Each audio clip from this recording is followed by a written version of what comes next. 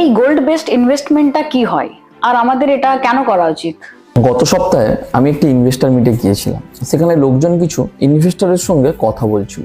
আমি সেখানে তাদের লং টার্ম ইনভেস্টমেন্ট নিয়ে কথা বললাম, কিভাবে মিউচুয়াল ফান্ড দীর্ঘ সময়ে খুব বড় টাকা তৈরি করে দেয়। খুব তালি পড়েছিল, লোকজন খুব অ্যাপ্রিসিয়েট করেছিল। সেশন শেষ হওয়ার পরে এক ভদ্রলোক আমার কাছে এসে জিজ্ঞাসা করে, রাজুদা, তুমি যে কথাগুলো বললে সব ঠিক আছে, কিন্তু আমার গুরুদেব বলে থাকেন যে টাকার পিছনে দৌড়ানো উচিত নয়। এখন আমি এর উত্তর কি দেবো? আমি বললাম যে স্যার দেখুন, আপনি যে বলছেন, আপনার গুরুদেব যা বলেছেন একদম ঠিক বলেছেন। এখন ধরুন রাত 10টা বেজে গেছে, আপনি খাওয়া দাওয়া করবেন, বাড়ি যাবেন। অন্ধকার রাতে আপনি গাড়ি পার্ক করে যখন বাড়ির দিকে ফিরছেন, ঠিক এমন সময় একটা পাগল কুকুর আপনার পেছনে ঘেউ ঘেউ করে আপনাকে তাড়া করা শুরু করবে। তখন আপনি কি করবেন?